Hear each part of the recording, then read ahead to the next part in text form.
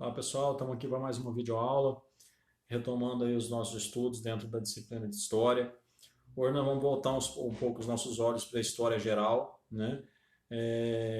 Deixando um pouquinho a História do Brasil de lado, né? Não obstante, a História geral também vai repercutir aqui na História do Brasil e nós vamos ver que elas estão mais entrelaçadas do que a gente imagina, né?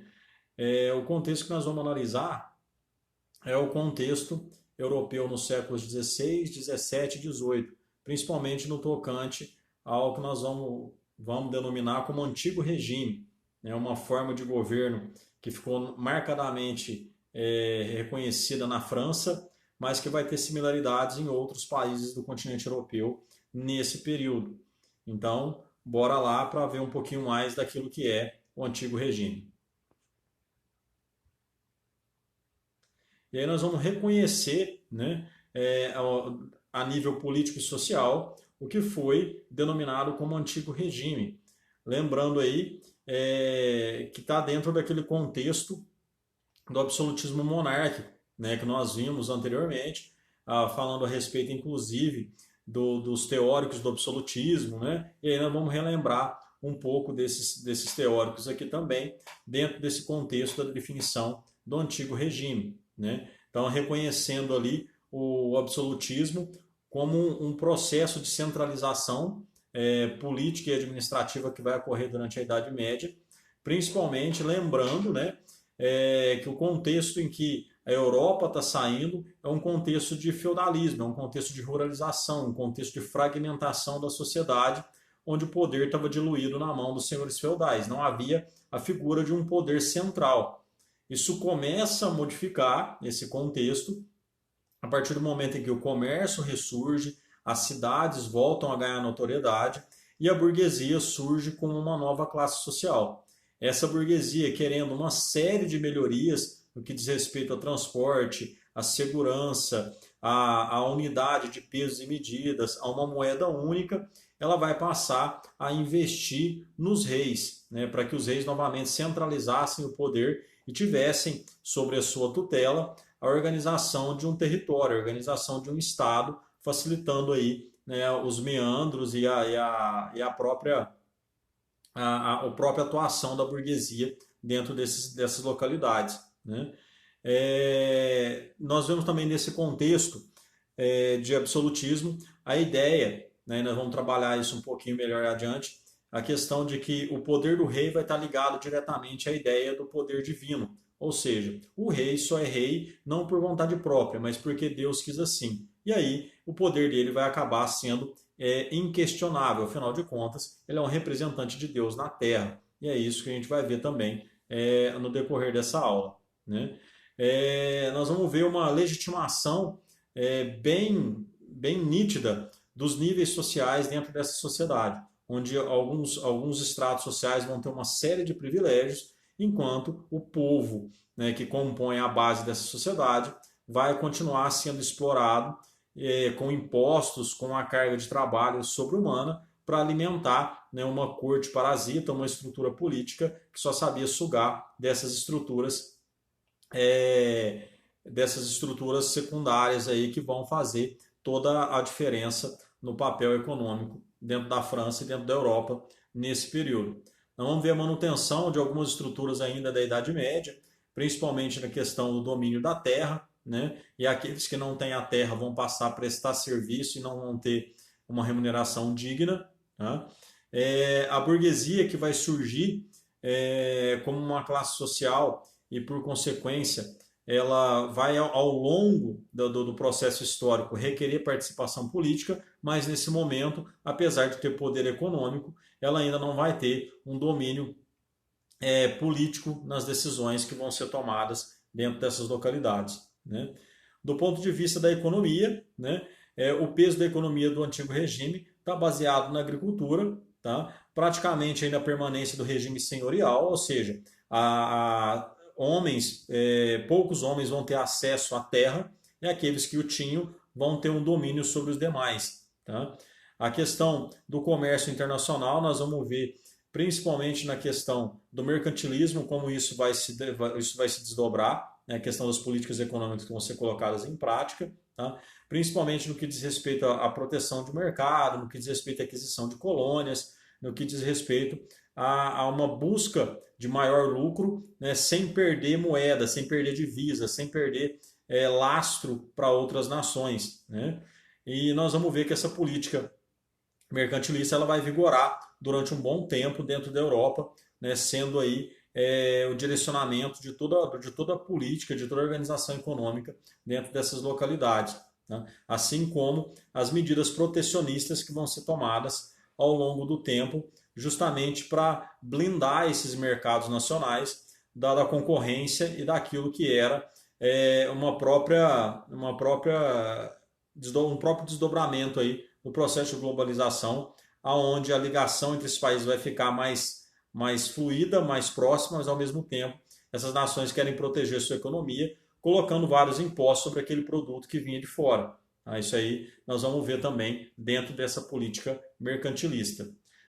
Então, definição aí do antigo regime, né, que vigorou dos séculos XVI ao século XVIII, né, uma política absolutista, ou seja, vai estar centralizado na mão do rei, na mão de um governante que não vai ser questionado, afinal de contas, muito do seu poder vai estar ligado à questão religiosa também, tá?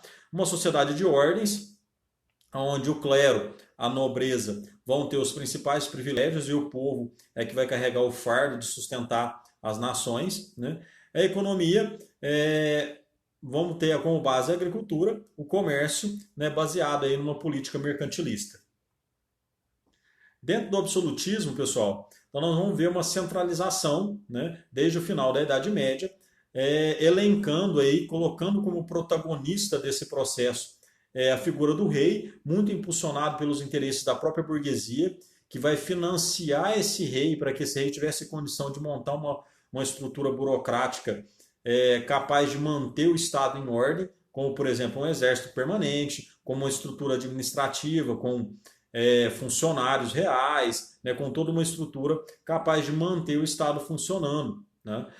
Vai vigorar a ideia do direito divino, a chamada teoria do direito divino, desenvolvida aí por um bispo, né, o Jacques Bossuet. Ele vai desenvolver a teoria do direito divino justamente para legitimar, né, para justificar o porquê que a população deveria seguir aquilo que o rei determinava. Ou seja, o rei não era rei por vontade própria, mas ele havia sido escolhido por Deus para desempenhar esse papel. Então, dentro desse contexto, o rei era uma figura praticamente inquestionável e deveria ser seguida, mesmo que as suas decisões fossem as mais arbitrárias possíveis, tá? Dentro dessa questão, o rei vai se intitular como o próprio Estado, ou seja, como um elemento, uma personificação. Exemplo disso é o Luís XIV na França, né? Com a famosa frase, né? L'état c'est moi, né? Ou seja, eu sou o Sol, né? O Deus Sol, aquele que está no centro de toda a vida, né? Dentro da França. O Estado sou eu, né? É essa figura que vai vigorar numa figura bem egocêntrica mesmo, colocando ele próprio como a figura do Sol, como a figura essencial para que a França existisse a partir da sua própria existência. Tá? O clero e a nobreza vão estar entre as ordens que vão ter uma série de privilégios, tá? Inclusive no campo das artes, utilizando a arte como uma forma de impressionar, como uma forma de demonstrar status, né? Então, figuras aí desses reis absolutos, nós temos a figura do Luís XIV na França e do João V em Portugal, né? Então, uma sociedade de ordens, como eu havia dito, né? Na França isso vai ficar conhecido como primeiro, segundo e terceiro estado, tá? Então, no primeiro estado está a figura do clero, dos membros mais altos da igreja, que vão estar diretamente ligados ao rei, né, à soberania do rei, porque muitas vezes vão legitimar o poder do rei por meio das teorias que vão ser elencadas aí, principalmente a teoria do direito divino, tá? Abaixo vai estar a nobreza, aqueles que vão compor e também os mais altos cargos, os parentes mais próximos do rei, né? Então vão pagar muito poucos impostos, vão ter uma série de privilégios, tá? E vão compor uma pequena parte da população. Então observem que a parte verde, que é a base da pirâmide, é o terceiro estado. é a burguesia, que já tem poder aquisitivo, mas ainda não tem poder político, tá? Que ela está no mesmo bojo, no mesmo patamar do povo. O povo que era explorado, trabalhava-se demais, pagava-se todos os impostos, né? Inclusive ali a mão de obra servil, mão de obra escrava, né? Que sustentava toda essa estrutura parasitária que a nobreza e o clero, juntamente com o rei, né?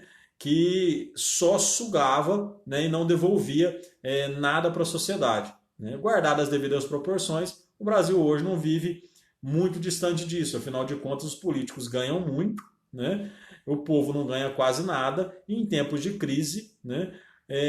O governo libera aí um auxílio mínimo de R$ 600, enquanto deputados e políticos de alto escalão, como juízes e magistrados também, não abrem mão das fortunas que ganham. Né? Então, há sempre um achatamento do poder aquisitivo dos mais necessitados, né? Em troca da ampliação das vantagens da classe dominante. Então, se a gente for analisar, né, proporcionalmente o que acontecia aqui por volta do século XVI, XVII, XVIII, a gente não foge muito dos modelos de vista econômico que acontece hoje, né, onde existem vários grupos sociais aí que são abastados, que são enriquecidos, partida, a maioria do povo só paga imposto, trabalha demais e não tem retorno nenhum das instituições. Né? Economia no antigo regime, né? Atividade principal ocupava a maior parte da população, que era a agricultura. Tá? Afinal de contas, como não havia tecnologia como hoje nos meios de plantio, cultivo e tudo mais, né? Então necessitava de um contingente, de uma quantidade de pessoas cada vez maior no campo, né? Para se produzir o necessário, né? Para a subsistência. Então o clero e a nobreza vão ser os maiores proprietários de terra, né? A igreja vai ganhar muitas terras durante a Idade Média, vai compor aí dos maiores senhores feudais da Idade Média. Afinal de contas, muito era dado como forma de dízimo, como forma de vantagens para se alcançar o céu. Né? Da mesma forma, os senhores também, que em meio a essa centralização, principalmente da terra, vai ficar na mão desses nobres que vão fazer da terra um instrumento de poder sobre o restante da população.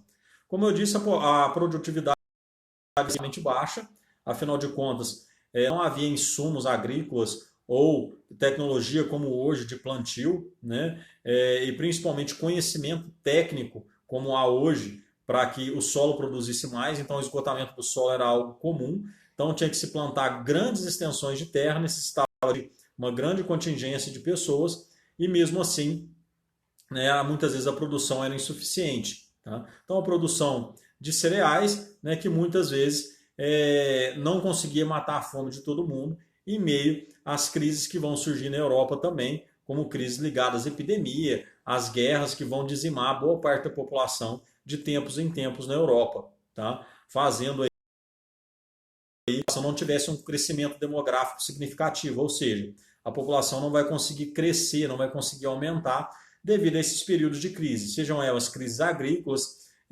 provenientes aí de enchentes ou de invernos rigorosos, ou até mesmo crises causadas por doenças, por epidemias, né? E também a própria questão das guerras e dos conflitos que eram comuns no período. Tá? O comércio ainda dinamizava muito dessa economia, né, principalmente inserido na dinâmica mercantilista. Então, vai facilitar também o desenvolvimento das cidades. Então, as cidades surgem a partir da revigoração do comércio. Né? Então, vários centros aí na Europa, como na Antuérpia, em Amsterdão e Londres, eram centros de distribuição dessas mercadorias. Tá? Então, era bem rentável, principalmente as especiarias, o que dependia aí da exploração das colônias, das áreas coloniais, onde buscavam itens que não existiam na Europa e eram revendidos a um alto preço, a um alto custo, assim como também essas áreas coloniais que vão fornecer mão de obra escrava, né, que vai sustentar muito dessas metrópoles também, principalmente nesse período a burguesia vai ter uma ascensão interessante, porque ela vai sair dessas brechas e vai se enriquecer a partir do comércio. Então, os objetivos aí do mercantilismo, né? O mercantilismo ele tem alguns pilares. Então a gente pode elencar aí alguns deles, né? Como, por exemplo, a ideia de balança comercial favorável. O que seria isso? Seria um Estado, um país, ele vende para menos. Ou seja, vendendo mais, é mais ouro que está entrando nos seus tesouros. Tá? E ele comprando menos, é menos ouro saindo do seu território e indo enriquecer outros cofres. Tá? Então, dentro dessa questão está a ideia do metalismo, o acúmulo de metais preciosos. Era isso que determinava a riqueza de uma nação. Então, quanto mais ouro e mais tivesse dentro do seu território, maior era a riqueza. Então, dessa forma, algumas medidas vão ser tomadas, assim como o protecionismo alfandegário, né, onde as nações vão impor vários impostos sobre os produtos que vinham de fora para proteger o produto nacional e assim evitar que o dinheiro saísse do país. Né? Então, era uma forma de defesa. A busca também por áreas coloniais, por terras além do seu território, para que pudessem fornecer matéria-prima, para que pudessem fornecer pedras preciosas, para que pudesse transformar em benefício dentro da Europa. Tá? Então essa ideia mercantilista também vai favorecer a busca por novas áreas, né? A busca por áreas de exploração fora da Europa, que é o que acontece com as grandes navegações, vindo para a América, indo para a África, e assim também na costa da Ásia, onde vão explorar também especiarias. Dentro desse contexto, pessoal, então nós conseguimos visualizar uma estrutura bem rígida no que diz respeito ao antigo regime, onde vai ser baseado praticamente nos privilégios, onde clero e nobreza ao lado do rei vão manter toda essa estrutura, né, presa em suas mãos, e clero e Estado vão estar juntos em busca de benefícios, né? Lembrando que além de não pagar impostos, eles recebiam muita coisa em troca. Por exemplo, a igreja tinha o direito de cobrar o dízimo, né? E assim, a nobreza também vai ter uma série de benefícios e, em contrapartida, não vai produzir. São dois estados que vão apenas sugar, né? Principalmente o rei. A gente pensar que na época pouco antes da Revolução Francesa, para vocês terem uma ideia, o tanto que essa corte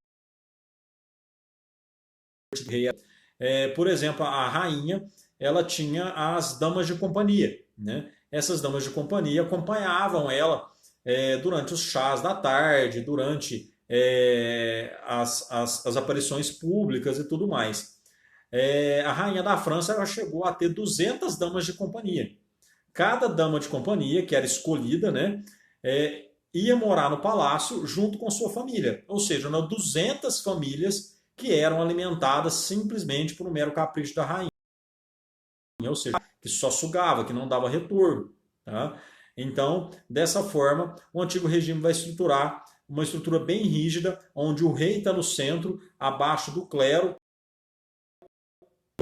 e vai ficar muito distinto, muito claro, esses privilégios que vão ser concedidos a esses grupos. Em contrapartida, o povo e a burguesia, tá, vão se ver aí desprestigiados, o que vai ocasionar uma série de revoltas na Europa. Nós vamos ver no momento oportuno. Dentro desse contexto, pessoal, a própria igreja ela passa a ser questionada em alguns pontos. Tá? Os mitos, Deus estava no centro de tudo, começa a ser questionado, principalmente pelos avanços da ciência nesse período, né? Século XVII, século XVIII. Então, várias experimentações, várias comprovações vão sendo feitas por vários estudiosos e que, por muitas vezes, né, vão colocar em xeque as apresentações que a própria igreja, né, as alegações que a própria igreja fazia acerca das coisas, porque tudo era explicado aos olhos da fé. A igreja determinava, por exemplo, que não se desprende da cabeça ou uma folha não se desprende do galho de uma árvore se não for vontade de Deus. Então, tudo era explicado pelo viés religioso, pelo viés teológico. E aí, muitos pensadores começam a buscar uma experimentação, uma comprovação para explicar aquilo por meio da ciência que vai começar a se estruturar. Né? Aí, esse período, a história chama isso de revolução científica. Ou seja, quando os ensaios científicos começam a ser escritos, embora muitos deles, né, vão acabar não sendo publicados no tempo oportuno, porque a igreja vai fazer uma pressão muito grande né, inclusive queimando alguns na fogueira, como foi o caso do Giordano Bruno, né, que por não voltar atrás nas suas alegações, acabou sendo aí queimado pela Inquisição, né, coisa que quase aconteceu também com o Galileu. Nós vamos ver no momento oportuno aí que ele foi mais esperto, né? Então nós vamos ver o desenvolvimento então do método matemático, do método experimental, né, principalmente pelo Descartes, dentro da lógica descartiana ali. Tá? O conhecimento devia ser comprovado pela experiência e pela razão, ou seja, devia ser visto pelos olhos, explicado aos olhos humanos. Né? Então é aí que surge a ideia de ciência enquanto ao estudo sistemático de algum assunto. Né? Então, o avanço em ciências como a matemática, como a física, como a química, né? Astromedicina, né? Então aí pensadores como o próprio René Descartes, Isaac Newton, né? O Blaise Pascal, né? O Torricelli e aí vários outros que vão marcar o seu nome nesse período em que a igreja passa a ser um pouco contestada, né? O Galilei, ele vai retomar os estudos do Copérnico, né? Com a ideia de que o Sol era o centro do universo, a teoria heliocêntrica. Por isso ele é inquirido pela igreja, a igreja o chama, né, para questionar, porque a igreja atestava que a Terra era o centro do universo.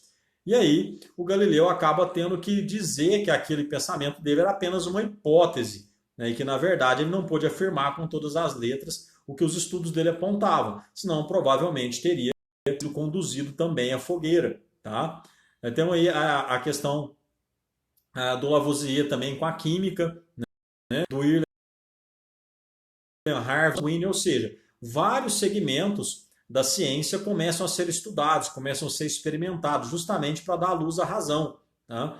E é justamente a crescente da ciência que vai acabar desaguando, né, em vários movimentos que vão ocorrer na Europa, principalmente a partir da iluminista que vai surgir na Europa, e a gente vai entender um pouquinho disso ao longo das nossas aulas aí. Né? E aí vários eventos, né, dessa busca pela razão, pelo conhecimento, vários inventos começam a ser colocados em prática e começam a surgir para facilitar e principalmente apontar, né, naquela sociedade que o caminho da ciência também era um caminho que dava respostas e não só o caminho da religiosidade. Tá? Então, o desenvolvimento tecnológico, um aprimoramento técnico a partir da razão humana começa a ser colocado em prática dentro desse contexto.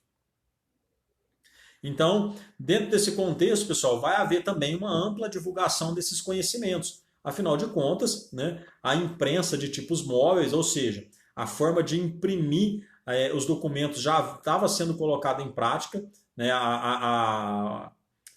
o invento do Johannes Gutenberg, que fixou a imprensa de tipos móveis, vai facilitar a publicação de materiais e de divulgação desse conhecimento. Porque antes, todo o conhecimento produzido ele tinha que ser manuscrito. Né? Os famosos monge-copistas, tudo era feito à mão, inclusive a Bíblia ou qualquer outro documento.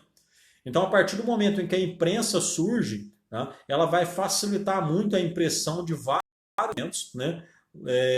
De vários livros que vão disseminar e vão, de uma forma mais rápida e abrangente, né, fazer com que esse conhecimento chegasse e fosse difundido dentro da sociedade. É isso também que vai surgir os enciclopedistas, que nós vamos voltar a falar deles na próxima aula, quando a gente estiver falando sobre o movimento iluminista, que vai ser aí uma das primeiras manifestações de tentar reunir várias obras num só compêndio, né, num só livro, para apontar o surgimento da ciência e principalmente elencar vários pensadores que já escreviam dos mais diversos temas, né, e se debruçavam sobre a razão nesse contexto. Né? Então vai haver aí um alargamento do conhecimento no mundo. Né? A busca pelo conhecimento pela cartografia, a construção naval, né? A busca pela técnica de produção em vários lugares.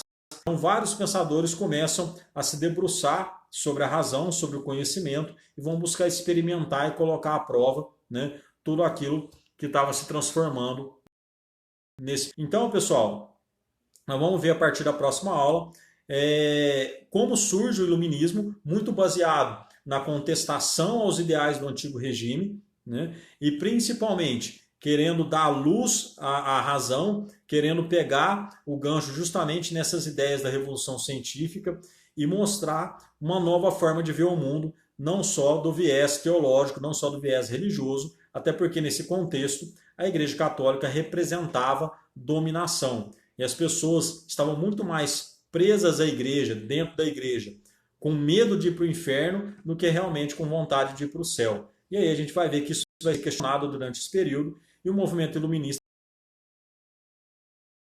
vai e também essa ideia da igreja ligada diretamente ao poder. Certo, galera? Vejo vocês no fórum. Qualquer dúvida, estou à disposição de vocês. Não deixem de comentar, né, dar a contribuição de vocês para a gente possa enriquecer as nossas aulas e trocar, né, conhecimento e enriquecer o nosso. Certo? Abraço!